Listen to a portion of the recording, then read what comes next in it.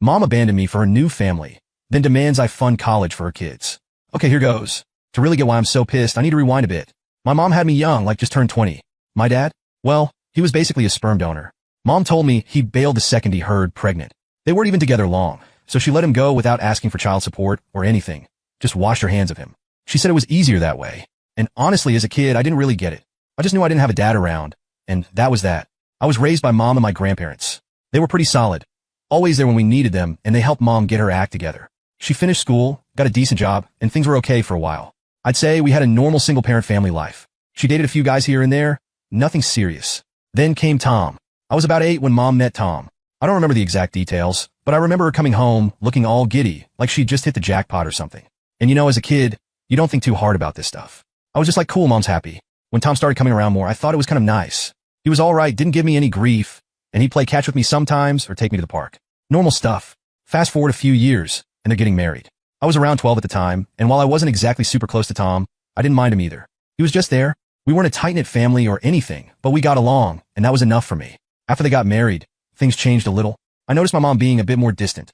Nothing crazy, but just small stuff like she'd spend way more time with Tom and less with me. Sometimes I'd walk into the room, and she'd stop whatever conversation they were having like I wasn't supposed to hear it. I'd ask her what they were talking about, and she'd just brush it off, saying it was adult stuff. I guess it's normal, but I'd be lying if I said it didn't sting a little. Things really shifted when I was around 16. Mom and Tom had been married a while, and then she gets pregnant. Not just once, but with twins. Suddenly, they were like a real family unit, and I don't know, just kind of there. I tried to be supportive. I was genuinely excited to have siblings, and was happy for my mom. She'd been through a lot raising me on her own, and I thought this would be a good thing. But looking back, I was pretty clueless about what was coming. Once she was pregnant, things started feeling off. It was like I was an outsider in my own house. I'd try to talk to her, ask her how she was feeling, or if she needed help with anything, and she'd just get annoyed. At first, I brushed it off as her just being stressed out. Pregnancy isn't easy, right? But it kept happening. Like, every time I tried to do anything helpful, she'd snap at me. Stuff like, just give me some space, okay, or I can't handle this right now. So, I backed off. I figured maybe she just needed her own time, or whatever. Then the twins were born, and man, that's when things went from weird to full-on messed up. I remember coming home from school one day, and the house was just different. There were baby things everywhere. Mom and Tom were running around all stressed, and I felt like I didn't fit in. They were totally focused on the twins. I mean, I get it, they're babies, they need a lot of attention. But it was like I'd turned invisible. For the next few months, it was all about the twins. Every conversation, every family thing, it was all about them. I kept trying to be part of it, to be a good older sibling, but they just kind of shut me out. Mom especially. Like, if I so much as asked her to come to one of my soccer games, she'd look at me like I just asked her to fly to the moon. You know I'm busy with the babies, she'd say, every time. Eventually, I stopped asking. I stopped expecting her to be there for me at all. Then one day, she and Tom sat me down at the kitchen table. They looked all serious, like they were about to break some big news. I honestly thought they were going to tell me we were moving or something. But nah, this was way worse. Mom starts off saying, we need to have a talk about the future. Then Tom jumps in, talking about how things are tight with the twins, and they're struggling to make ends meet. I just sat there nodding, thinking, okay, where's this going? And then she drops it. We think it would be best if you stayed somewhere else. I was stunned. What, like move out? Not exactly, Tom said, but he was full of crap. That's exactly what they wanted. They just tried to soften it by saying they couldn't support everyone and needed to focus on the twins. Mom was all like, you're almost an adult. You need to start learning to be independent. I was 16. I didn't even have my own car, let alone a plan for where I'd go. They knew I didn't have a job that paid more than peanuts, but they just didn't care. I tried to reason with them. I offered to get a part-time job to help out more around the house, whatever it would take to stay. But Mom shut that down real quick. She said the twins needed the resources more than I did, and that it was time I learned to take care of myself. She made it sound like they were doing me a favor by pushing me out. It was like they'd already made up their minds, and nothing I said would change it. So, I did the only thing I could think of. I left, packed a bag, went to my grandparents' house, and that was it. No goodbye, no we'll miss you. Just gone. I didn't even know where to go, really, but my grandparents, bless them, didn't even question it. They just took me in, no strings attached. I stayed up that night, just replaying the conversation over and over. It was like this whole thing was a bad dream, but I was wide awake. I mean, who does that? Who just decides their kid is too much and shoves them out? They didn't even give me a chance to prepare or make a plan. They just wanted me gone, so they could play happy family without me. And honestly, that's when I knew I was done with them. They didn't want me. They wanted a fresh start without the baggage of a kid they hadn't planned for. So, yeah, that's how it all started. After my mom and Tom kicked me out, I crashed at my grandparents' place. They didn't ask many questions, just let me settle in and made sure I was okay. I could tell they were hurt by what my mom did. They didn't say it directly, but every now and then I'd catch my grandma looking at me with this sad look, like she just couldn't wrap her head around it. Life with my grandparents was stable, but I knew I couldn't lean on them forever. They were getting older, and I didn't want to be a burden. I was already trying to figure out how I could make things work for myself. I was 16, barely scraping by at my part-time job, which was paying pennies. I was juggling school, work, and the feeling that I'd been totally cut off from my own family. Fun times. Meanwhile, my mom and Tom just kept living their best lives. I'd hear from people in town that they'd been showing off the twins everywhere, like they were the perfect little family. And me? I was just forgotten. Sometimes I wondered if they even noticed I was gone. They never called, never checked in, nothing. Just radio silence. Once I turned 18, I knew I needed to figure things out fast. My grandparents were supportive, but they weren't exactly loaded. They couldn't pay for college, and I didn't want to rely on them for more than I already had. So, I decided I'd go to college on my own terms. I applied for every scholarship, grant, and loan I could think of. My aunt stepped up, bless her heart, and co-signed one of my loans, basically giving me the one shot I needed to get in. The reality of college hit hard, though. I had to work a job, or two sometimes, to keep up with the bills. It was brutal. Full days of classes, then straight to work, then hours of studying at night. Sometimes I'd run on maybe 4 hours of sleep if I was lucky. My friends were out there enjoying the college experience, while I was just trying to survive it. But honestly, I didn't mind. I was used to hustling. I was used to doing things on my own. And still, not a word from my mom. Not for my birthday, not for Christmas. Nothing. I graduated, and the only people who showed up were my grandparents and my aunt. I scanned the crowd, maybe hoping to see my mom there, even if she'd just come to stand in the back. But no, she wasn't there. And that was the moment I finally accepted she didn't care. She didn't care about me, and she probably never would. But I was done feeling sorry for myself. I had a degree, I had loans to pay off, and I was determined to make something of myself. I managed to land a decent entry-level job right after graduation, and I took it as a fresh start. I got my own tiny apartment, barely enough room to breathe, but it was mine, and I was proud of it. Those first few years out of college were rough. My pay was just enough to scrape by. I was living paycheck to paycheck, hitting ramen noodle levels of broke. But I was doing it. My mom, in her infinite wisdom, apparently heard through the grapevine that I was making it. But still, no contact, which, honestly, was fine by me. I didn't need her validation. I was working hard, and I was proud of myself, even if no one else was. Eventually, things started looking up. I got promoted a couple of times, started earning more, and for the first time, I wasn't constantly stressing about bills. I could finally breathe a little, save a little, and think about the future without that constant pressure weighing me down. I was actually building a life for myself. And then, the cherry on top of this mess. My aunt, the one who co-signed my loan and basically gave me my shot, ran into my mom at some family gathering. She must have mentioned my recent promotion, because suddenly my mom knew I was actually doing well. And guess what? That's when she decided it was time to reach out. I remember the day she showed up at my door like it was burned into my brain. I hadn't seen her in years. When I opened the door, it felt surreal, like some kind of weird family reunion I hadn't signed up for. She was standing there with Tom, and they both had this forced smile plastered on their faces. You know the kind of smile you wear when you're trying to make something uncomfortable feel normal? Hey, it's been a while, she said, like we'd just been casual friends who hadn't caught up in a while, not a mother who hadn't bothered with her kid in years. I didn't even know what to say, so I just stared. Part of me was still that teenager who wanted her to care, who wanted her to say she'd made a mistake. But I wasn't that kid anymore. I'd lived without her for years, and I'd learned how to live on my own. I just stood there, half in shock, half pissed off that she had the audacity to show up now, after everything. She started going on about how she heard I'd been doing well, that my aunt mentioned I'd been promoted. It felt like she was building up to something, and I was already getting a sinking feeling. Tom chimed in, trying to make small talk about how proud they were of me. Yeah, sure. They'd acted like I didn't exist for years, and now they're proud? Give me a break. Then she hit me with it. She said things had been hard for them lately, that Tom's business wasn't doing so well, and oh yeah, the twins were about to start college. It didn't take a genius to see where this was going. She was here because she wanted something. After all these years, the first time she shows up at my door, and it's not to reconnect, it's to ask for a handout. I told her I wasn't interested in hearing a sob story, and that if she was just there for money, she could leave. She had the nerve to act offended, like she couldn't believe I'd say that. She started laying on the guilt, talking about how she'd raised me on her own, how she'd sacrificed so much, and now was the time for me to give back. I almost laughed in her face. This woman hadn't given a crap about me in years, and now she was trying to cash in on all the years she spent raising me? I shut her down. I told her I wasn't responsible for her decisions, and I sure as hell wasn't about to fund the college dreams of kids I barely knew. She kept going on, trying to guilt me, but I'd heard enough. I told her she could go and live her life just like she'd wanted to when she threw me out. That's when her fake smile dropped, and she started showing her true colors. She said I was being ungrateful and selfish, that I should respect her for all she'd done for me. I just told her that whatever she thought she'd done, she'd lost any right to ask me for anything when she tossed me aside like trash. They left after that, both of them looking pissed. I shut the door, still half in shock, but also relieved. I knew I'd made the right choice. They were out of my life for a reason, and I was done with them for good. After I turned my mom and Tom away, I thought that was the end of it. I figured they'd be pissed, but they'd just go back to their lives, right? Wrong. Mom was on a mission. It started with emails.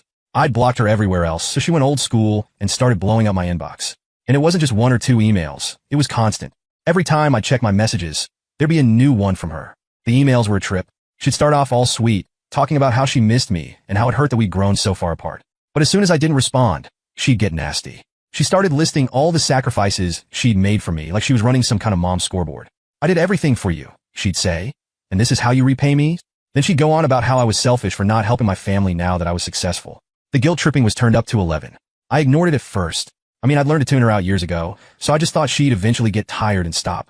But no. When she realized the emails weren't working, she went next level and showed up at my job. I didn't know any of this until after the fact, but apparently, she showed up in the lobby asking for me by name, saying she was my mom and that it was an emergency. Luckily, I was out that day because of a migraine. The receptionist, bless her heart, tried telling Mom that I wasn't in, but she wouldn't listen. She started making a scene, saying it was family business and she needed to see me right away. Security finally had to ask her to leave, and when she still wouldn't go, they called the cops. She finally took off after that. The next day, my boss calls me in his office and tells me what happened. I was mortified. Here I am, trying to make a name for myself at this company, and my mom is out there treating it like her own personal soapbox. I apologized to my boss and told him I'd take care of it. I knew I had to set things straight with her, so I reached out to her. My first mistake. I called her up, and the second she picked up, she was already on me, saying how rude my work was to her and how I'd better teach them to respect their elders. I told her she had no right to show up at my job and make a scene and that she needed to back off once and for all. But she didn't care. She launched into this whole rant about how I was selfish and ungrateful, how I'd been ignoring her sacrifices and treating her like she was nothing after all she'd done for me. I told her to cut the act and stop pretending she was some martyr. You want to treat me like an adult? Fine. But adults don't just barge in and start making demands the second they think you're doing okay for yourself. Then she dropped the real bomb. You owe me? She actually said it like it was some kind of legally binding debt. She told me that since she'd raised me alone, I was supposed to help her and my siblings now that I was successful. She said that I was morally responsible for paying back everything she'd done for me. I couldn't believe what I was hearing. Look, I said, trying to keep my cool, I'm not responsible for the choices you made. I didn't ask to be born, and I sure didn't ask to be kicked out when you decided you had a new family. I told her that if she thought guilt tripping was going to change anything, she was dead wrong. I hung up after that, blocked her new number, and thought maybe that would finally send the message. But of course, she found another way. She made a new email address and started up again. Same crap, different day. She'd go from being all poor me to outright nasty in the same message. After all I've done for you, you just turn your back on me, she'd write, acting like I owed her a fortune. She'd tell me that I was cold and selfish, and that family comes first. It was like a broken record, over and over.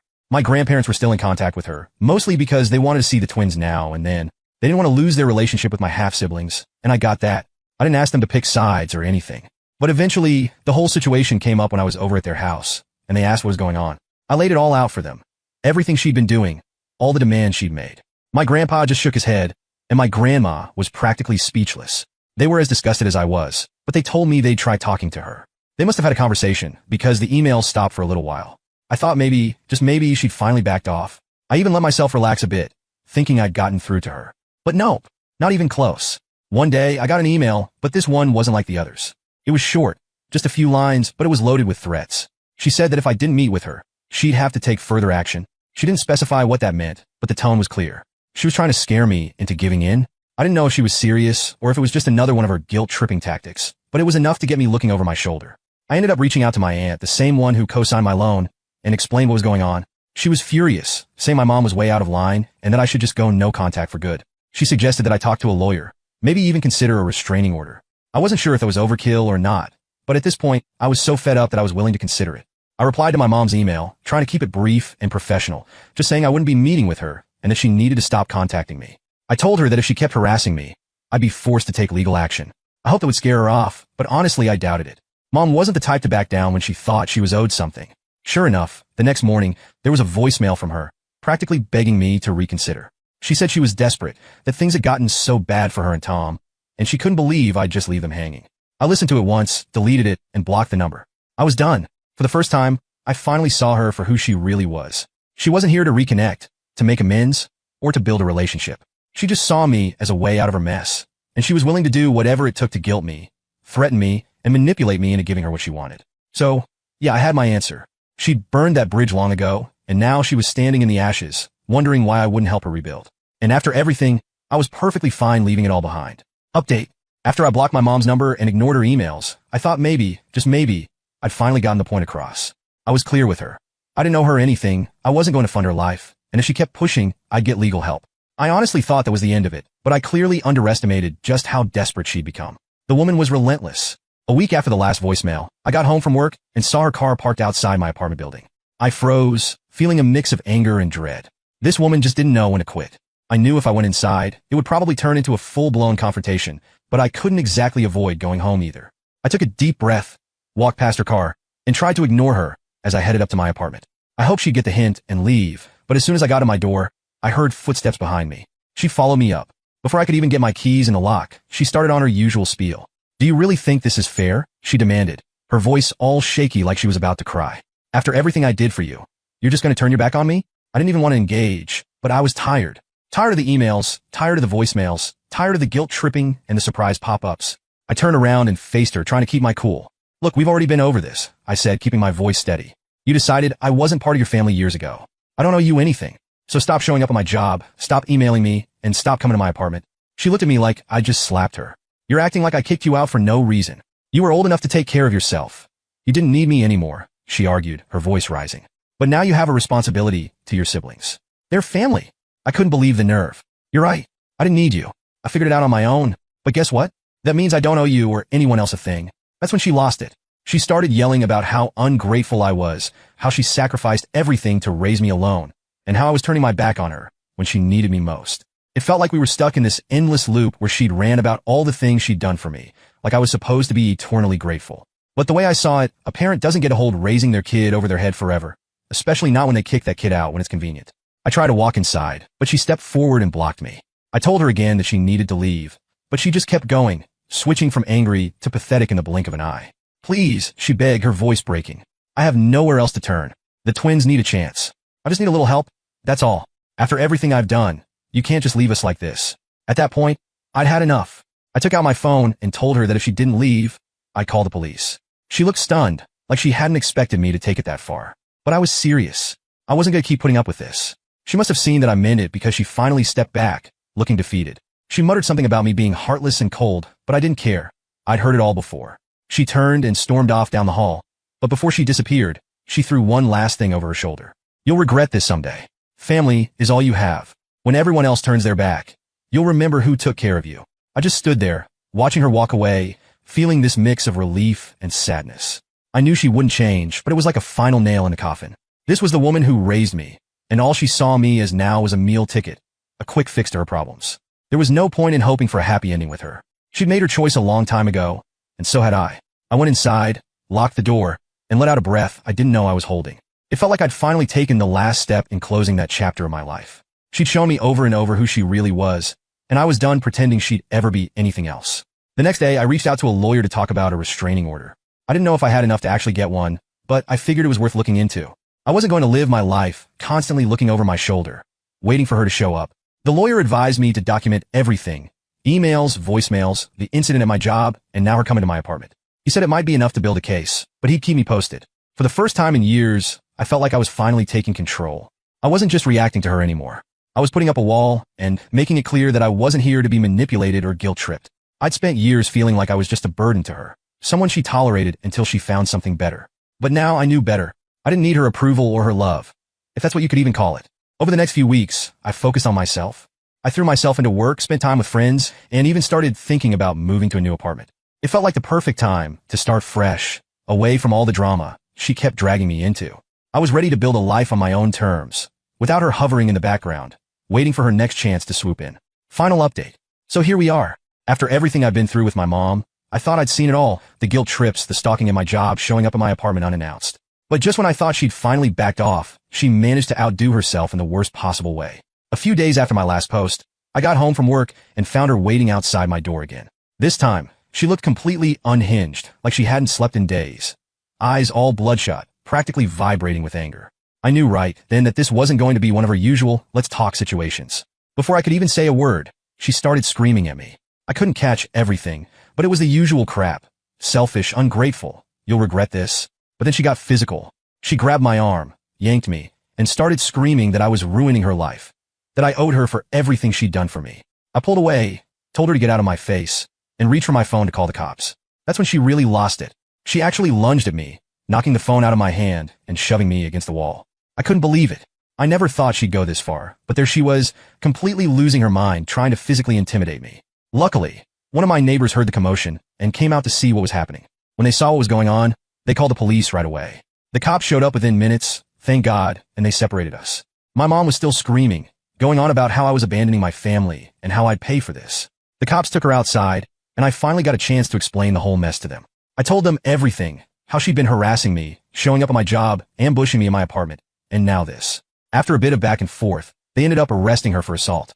I was shaking, barely processing what had just happened, but I knew it was the right call. This had gone way past family drama. This was straight up harassment and now assault. They took her away, and that's when I knew I was absolutely 100% done. The next morning I called my lawyer, explained everything, and got started on the restraining order. I handed over every piece of evidence I had, the emails, the voicemails, the police report from her showing up at my work, and now this latest incident. The lawyer said I had more than enough for a solid case and that we'd get everything in place as soon as possible. It felt surreal, but at the same time, it felt like closure, like I'd finally hit a point where I could walk away without looking back. In the days after, I heard from a couple of family members who'd found out what happened. Apparently, my mom had been telling people that I was the one who'd abandoned her, that she'd sacrificed everything to raise me, and I'd turned into some heartless monster. But you know what? I didn't even care anymore. I didn't care about her guilt trips, her lies, or her desperation to make me look like the villain. I was done letting her control any part of my life. Since then, she's been trying to contact my grandparents, hoping they'll convince me to reconcile. They told me she's been crying to anyone who'll listen, saying I destroyed her life. But my grandparents know the truth. They supported me through all of this, and they told her straight up that she was out of line, that her behavior was insane, and that I had every right to cut her off. Even my aunt, who tried to keep the peace, finally told her to get some help and stop treating me like her personal ATM. I started making plans to move. I'm not going to let her find out where I'm living next, and I'm setting up as many boundaries as possible to keep her out of my life for good. It sucks that it had to come to this, but at the same time, it's a relief. I don't feel guilty or conflicted anymore. I've done everything I could to set boundaries, to tell her no, to be firm, and she chose to blow past all of it. She chose to treat me like a wallet on legs, not a son. And I finally had enough. So, yeah, I'm done. No more emails. No more voicemails. No more surprise visits. The restraining order's in place. I'm moving, and I'm putting as much distance as I can between me and her. Family or not, I'm not putting up with this level of toxicity. She made her choices, and I'm making mine. If you're reading this and dealing with something similar, I guess my advice is this. Don't feel guilty for cutting off people who treat you like crap, even if they're family. You don't owe anyone your peace of mind, your financial stability, or your mental health just because you're related. Some people are toxic, no matter the connection, and the best thing you can do is walk away and take care of yourself. Thanks to everyone who's been following this mess and supporting me through it. It's been a long road, but I'm finally free, and I couldn't be more relieved.